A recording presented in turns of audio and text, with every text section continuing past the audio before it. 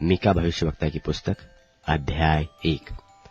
यहोवा का वचन जो यहूदा के राजा योताम, आहाज और हिजकिय्याह के दिनों में मीका मोरेशेती को पहुंचा, जिसको उसने शोमरोन और यरूशलेम के विषय में पाया। हे जाति जाति के सब लोगों, सुनो। हे पृथ्वी, तू उस सब समेत जो तुझ में है ध्यान धर, और प्रभु यहोवा तुम्हारे विरुद्ध वरन परमेश्वर अपने पवित्र मंदिर में से तुम पर साक्षी दे। क्योंकि देख, यहोवा तो अपने पवित्र स्थान से बाहर निकलता है, और वह उतरकर पृथ्वी के ऊंचे स्थानों पर चलेगा, और पहाड़ उसके नीचे ऐसे गल जाएंगे और तराई ऐसे फटेंगी, जैसे मोम आग की आंच से, और पानी जो घाट से नीचे बहता है। यह सब याकूब के अपराध और इस्राएल के घराने के पाप के कारण से होता है। याकूब का अपराध क्या है? क्या सामरिया नहीं? और यहूदा के ऊंचे स्थान क्या है? क्या यरूशलेम नहीं? इस कारण मैं सामरिया को मैदान के खेत का ढेर कर दूंगा और दाख का बगीचा बनाऊंगा, और मैं उसके पत्थरों को खंड में लुढ़का दूंगा और उसकी नेव उखाड़ दूंगा, और उसकी सब खुदी हुई मूर्तें टुकड़े टुकड़े की जाएगी, और जो कुछ उसने छिनाला करके कमाया है वह आग में भस्म किया जाएगा, और उसकी सब प्रतिमाओं को मैं चकनाचूर करूंगा, क्योंकि छिनाले की ही कमाई से तो उसने उनको संचय किया है, और वह फिर छिनाले की सी कमाई ही को हो जाएगी। इस कारण मैं छाती पीट पीट कर हाय हाय करूंगा। मैं लुटासा और नंगा चला फिरा करूंगा। मैं गिदड़ों की नाई चिल्लाऊंगा और शुतुरमुर्गों की नाई रोऊंगा, क्योंकि उसके घाव असाध्य है, और विपत्ति यहूदी पर भी आ पड़ी, वरन वह मेरे जात भाइयों पर पकड़कर यरूशलेम के फाटक तक पहुंच गई है। गात नगर में इसकी चर्चा मत करो और मत रो। बेत अपरा में धूलि में लोटपोट करो। हे शापिर की रहने वाली नंगी होकर निर्लज्ज चली जा। सानान की रहने वाली नहीं निकल सकती।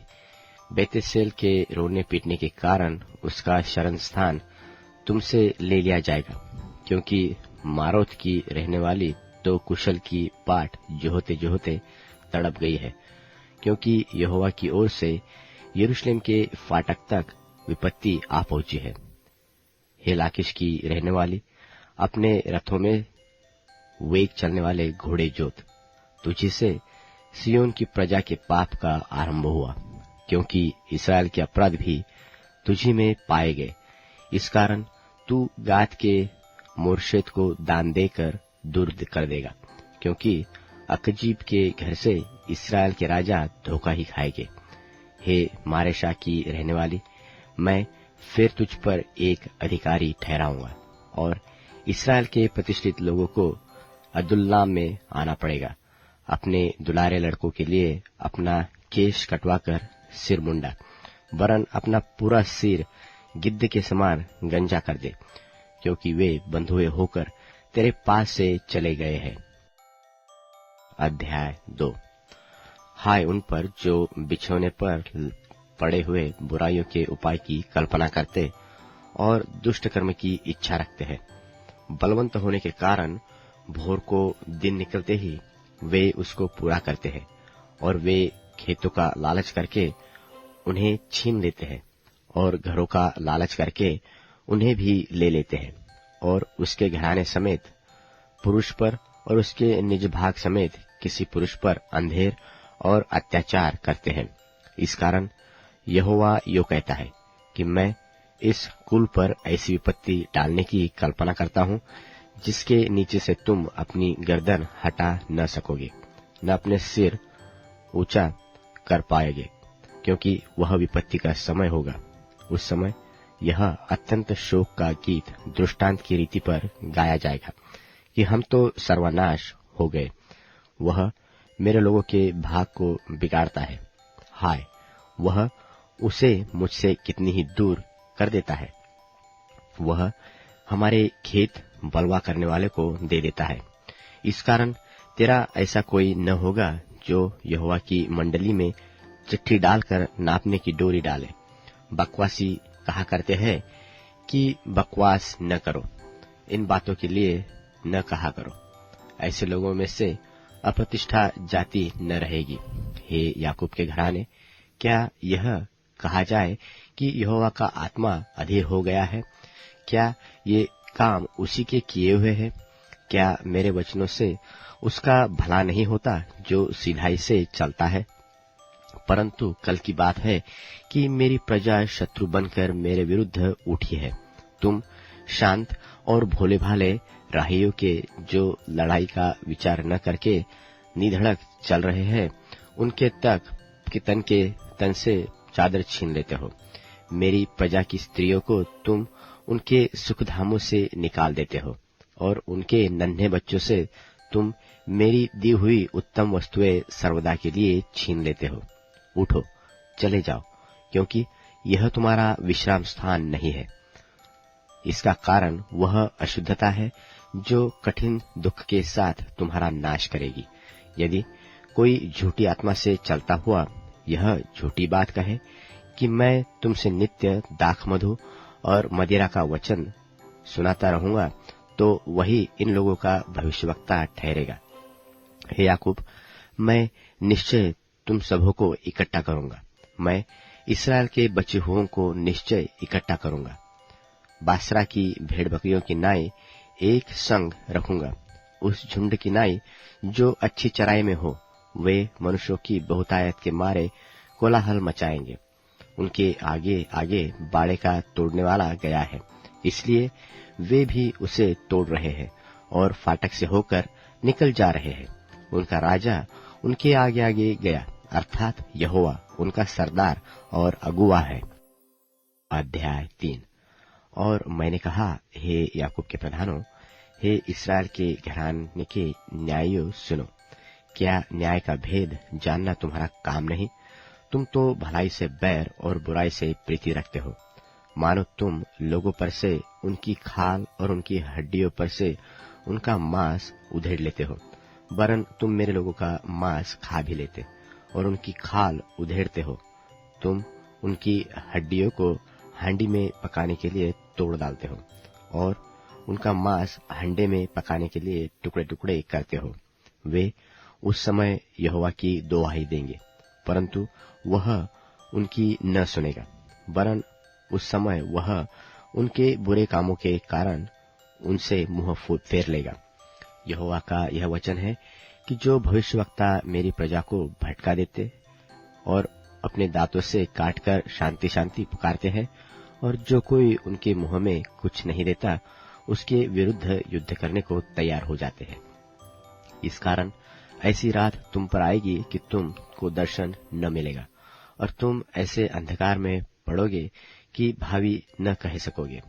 और भविष्यवक्ताओं के लिए सूर्य अस्त होगा और दिन रहते रहते अंधियारा हो जाएगा और दर्शी लज्जित होंगे और भावी कहने वालों के मुंह काले होंगे, और वे सब के सब इसलिए अपने ओठों को ढांपेंगे कि यहोवा की ओर से उत्तर नहीं मिलता।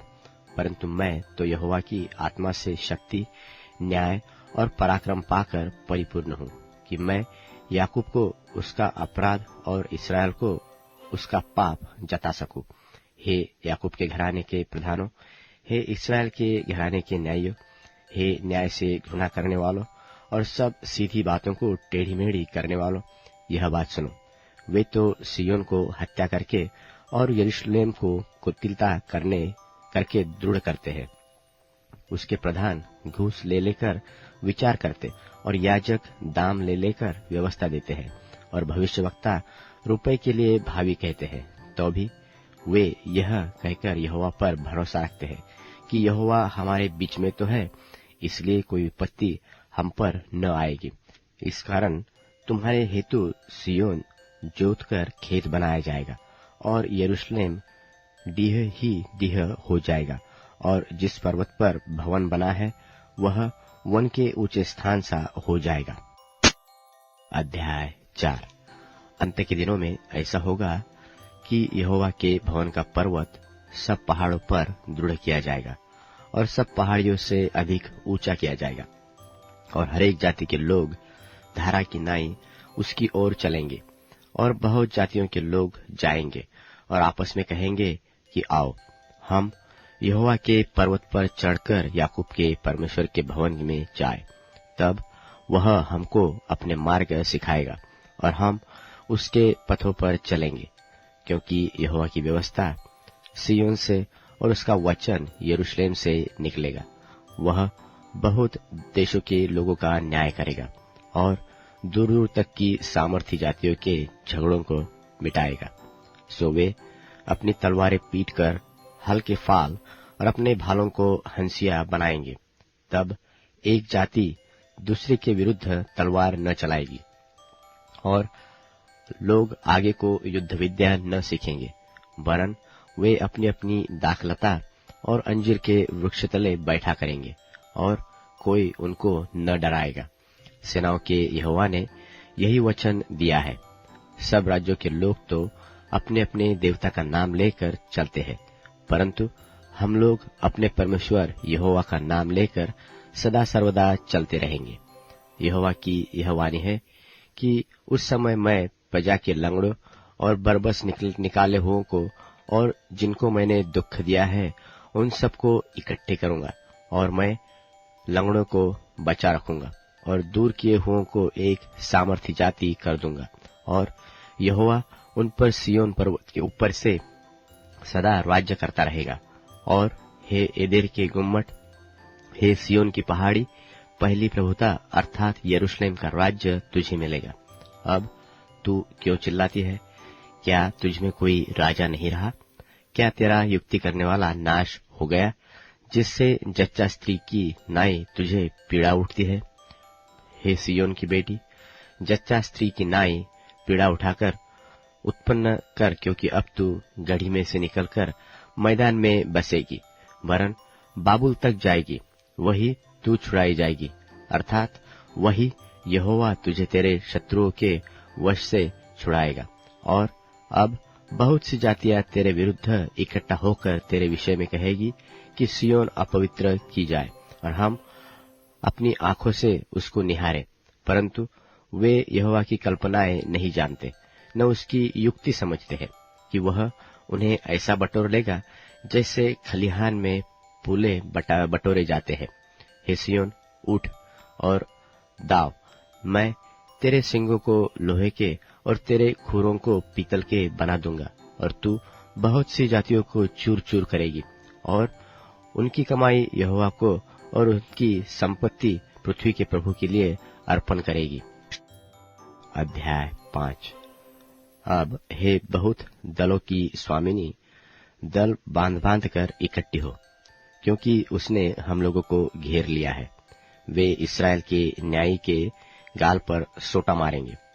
हे बेतलहेम एप्राता, यदि तू ऐसा छोटा है कि यहूदा के हजारों में गिना नहीं जाता, तो भी तुझ में से मेरे लिए एक पुरुष निकलेगा जो इस्राएलियों में प्रभुता करने वाला होगा, और उसका निकलना प्राचीन काल से वरन अनादिकाल से होता आया है। इस कारण वह उनको उस समय तक त्यागे रहेगा जब तक जच्चा उत्पन्न न करे। तब इस्राएलियों के पास उसके बचे हुए भाई लौटकर उनसे मिल जाएंगे, और वह खड़ा होकर यहोवा की दी हुई शक्ति से और अपने परमेश्वर यहोवा के नाम के प्रताप से उनकी चरवाही करेगा, और वे बैठे रहेंगे, क्योंकि अब वह पृथ्वी की छोर तक महान ठहरेगा और वह शांति का मूल होगा। जब अश्शूरी हमारे देश पर चढ़ाई करे और हमारे राजभवनों में पांव धरे, तब हम उनके विरुद्ध 7 चरवाहे वरन 8 प्रधान मनुष्य खड़े करेंगे, और वे अश्शूर के देश को वरन पैठाव के स्थानों तक निम्रोद के देश को तलवार चलाकर मार लेंगे। और जब अश्शूरी लोग हमारे देश में आए और उसके सिवाने के भीतर पांव धरे, तब वही पुरुष हमको उनसे बचाएगा, और याकूब के बचे हुए लोग बहुत राज्यों के बीच ऐसा काम करेंगे जैसा यहोवा की ओर से पड़ने वाली ओस और घास पर की वर्षा जो किसी के लिए नहीं ठहरती, और मनुष्यों की बाट नहीं जो होती। और याकूब के बचे हुए लोग जातियों में और देश देश के लोगों के बीच ऐसे होंगे जैसे वन पशुओं में सिंह व भेड़ बकरियों के झुंडों में जवान सिंह होता है, कि यदि वह उनके बीच में से जाए तो लताड़ता और फाड़ता जाएगा और कोई बचा न सकेगा। तेरा हाथ तेरे द्रोहियों पर पड़े और तेरे सब शत्रु नाश हो जाए। यहोवा की यह वाणी है कि उस समय मैं तेरे घोड़ों को तेरे बीच में से नाश करूंगा और तेरे रथों का विनाश करूंगा, और मैं तेरे देश के नगरों को भी नाश करूंगा और तेरे किलों को ढा दूंगा, और मैं तेरे तंत्र मंत्र नाश करूंगा और तुझमें टोना के आगे को न रखेंगे। और मैं तेरी खुदी हुई मूर्तें और तेरी लाठें तेरे बीच में से नाश करूंगा, और तू आगे को अपने हाथ की बनाई हुई वस्तुओं को दंडवत न करेगा। और मैं तेरी अशेरा नाम मूर्तों को भी भूमि में से उखाड़ डालूंगा और तेरे नगरों को विनाश करूंगा, और मैं अन्य जातियों से जो मेरा कहा नहीं मानती क्रोध और जलजलाहट के साथ पलटा लूंगा। अध्याय 6। जो बात यहोवा कहता है उसे सुनो, कि उठकर पहाड़ों के सामने वाद विवाद कर, और टीले भी तेरी सुनने पाए। हे पहाड़ों और हे पृथ्वी की अटल नेव, यहोवा का वाद विवाद सुनो, क्योंकि यहोवा का अपनी प्रजा के साथ मुकद्दमा है, और वह इस्राएल से वाद विवाद करता है। हे मेरी प्रजा, मैंने तेरा क्या किया और क्या करके तुझे उकता दिया है? मेरे विरुद्ध साक्षी दे। मैं तो तुझे मिस्र देश से निकाल ले आया और दासत्व के घर में से तुझे छुड़ा लाया, और तेरी अगुवाई करने को मूसा, हारून और मरियम को भेज दिया। हे मेरी प्रजा, स्मरण कर कि मोआब के राजा बालाक ने तेरे विरुद्ध कौन सी युक्ति की, और बोर के पुत्र बिलाम ने उसको क्या सम्मति दी। और शित्तीम से गिलगाल तक की बातों का स्मरण कर, जिससे तू यहोवा के धर्म के काम समझ सके। मैं क्या लेकर यहोवा के सन्मुख आऊं और ऊपर रहने वाले परमेश्वर के सामने झुकूं? क्या मैं होम बलि के लिए एक एक वर्ष के बछड़े लेकर उसके सन्मुख आऊं? क्या यहोवा हजारों मेंढों से व तेल की लाखों नदियों से प्रसन्न होगा? क्या मैं अपने अपराध के प्रायश्चित्त में अपने पहलौठे को व अपने पाप के बदले में अपने जन्माए हुए किसी को दूं? हे मनुष्य, वह तुझे बता चुका है कि अच्छा क्या है, और यहोवा तुझसे इसको छोड़ और क्या चाहता है, कि तू न्याय से काम करे और कृपा से प्रीति रखे और अपने परमेश्वर के संग संग नम्रता से चले। यहोवा इस नगर को पुकारता है, और बुद्धि तेरे नाम का भय मानेगी। राजदंड की और जो उसे देने वाला है उसकी बात सुनो। क्या अब तक दुष्ट के घर में दुष्टता से पाया हुआ धन और छोटा एपा घृणित नहीं है? क्या मैं कपट का तराजू और घटपड़ के बटखरों की थैली लेकर पवित्र ठहर सकता हूँ? यहाँ के धनवान लोग उपद्रव का काम देखा करते हैं, और यहाँ के सब रहने वाले झूठ बोलते हैं, और उनके मुंह से छल की बातें निकलती है। इस कारण मैं तुझे मारते मारते बहुत ही घायल करता और तेरे पापों के कारण तुझको उजाड़ डालता हूँ। तू खाएगा परंतु तृप्त न होगा, तेरा पेट जलता ही रहेगा, और तू अपनी संपत्ति लेकर चलेगा परंतु न बचा सकेगा, और जो कुछ तू बचा भी ले उसको मैं तलवार चलाकर लुटवा दूंगा।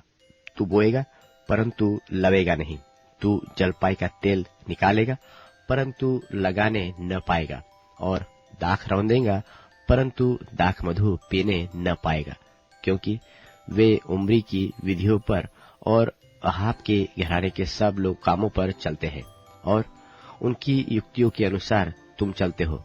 इसलिए मैं तुझे उजाड़ दूंगा और इस नगर के रहने वालों पर ताली बजाऊंगा, और तुम मेरी प्रजा की नामधराई सहोगे। अध्याय 7। हाय मुझ पर, क्योंकि मैं उस जन के समान हो गया हूँ जो धूपकाल में फल तोड़ने पर व रही हुई दाख बीनने के समय के अंत में आ जाए। मुझे तो पक्की अंजीरों की लालसा थी, परंतु खाने के लिए कोई गुच्छा नहीं रहा। भक्त लोग पृथ्वी पर से नाश हो गए हैं और मनुष्यों में एक भी सीधा जन नहीं रहा। वे सब के सब हत्या के लिए घात लगाते और जाल लगाकर अपने अपने भाई का अहेर करते हैं। वे अपने दोनों हाथों से भली भांति बुराई करते हैं। हाकिम तो कुछ मांगता और न्यायी घूस लेने को तैयार रहता है और रईस मन की दुष्टता वर्णन करता है। इसी प्रकार से वे सब मिलकर चालसाजी करते हैं। उनमें से जो उत्तम से उत्तम है वह कटीली झाड़ी के समान दुखदायी है। जो सीधे से सीधा है वह कांटे वाले बाड़े से भी बुरा है। तेरे पहरुओं का कहा हुआ दिन अर्थात तेरे दंड का दिन आ गया है। अब वे शीघ्र चौंधिया जाएंगे।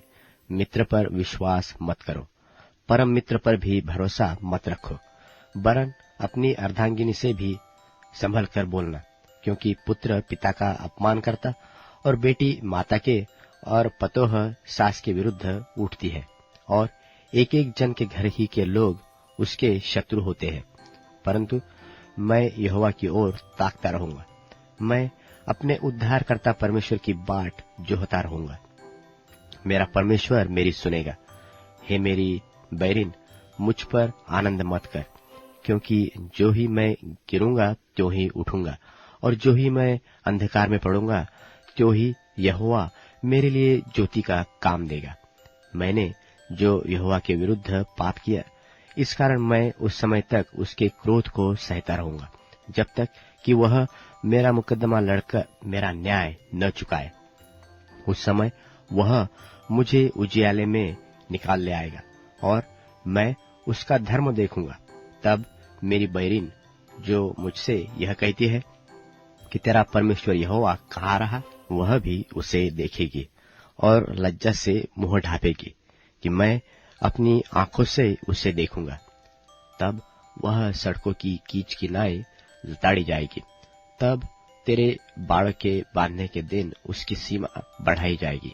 उस दिन अश्शूर से और मिस्र के नगरों से और मिस्र और महानद के बीच के और समुद्र और पहाड़ के बीच के देशों से लोग तेरे पास आएंगे। तो भी यह देश अपने रहने वालों के कामों के कारण उजाड़ हो जाएगा, उजाड़ हो रहेगा। अपनी प्रजा की अर्थात अपने निज भाग की भेड़ बकरियों की जो करमेल के वन में अलग बैठती है, तू लाठी लिए हुए चरवाही कर। वे पूर्वकाल की नाई बाशान और गिलाद में चरा करे। जैसे कि मिस्र देश से तेरे निकल आने के दिनों में, वैसे ही अब मैं उसको अद्भुत काम दिखाऊंगा। अन्य जातियां देखकर अपने सारे पराक्रम के विषय में लजाएंगी। वह अपने मुंह को हाथ से छिपाएगी और उनके कान बहरे हो जाएंगे। वे सर्प की नाई मिट्टी चटेगी और भूमि पर रेंगने वाले जंतुओं की भांति अपने कांटों में से कांपती हुई निकलेंगी। वे हमारे परमेश्वर यहोवा के पास थरथराती हुई आएंगी। हाँ, वे मुझसे डरेंगी। तेरे समान ऐसा ईश्वर कहाँ है जो अधर्म को क्षमा करे और अपने निज भाग के बचे हुओं के अपराध से आनाकानी करे। वह अपने क्रोध को सदा बनाए नहीं रखता, क्योंकि वह करुणा से प्रीति रखता है। वह फिरकर हम पर दया करेगा और हमारे अधर्म के कामों को लताड़ डालेगा। तू उनके सब पापों को गहरे समुद्र में डाल देगा। तू याकूब के विषय में वह सच्चाई और इब्राहिम के विषय में वह करुणा पूरी करेगा, जिसकी शपथ तू हमारे पितरों से प्राचीन काल के दिनों से लेकर अब तक खाता आया है।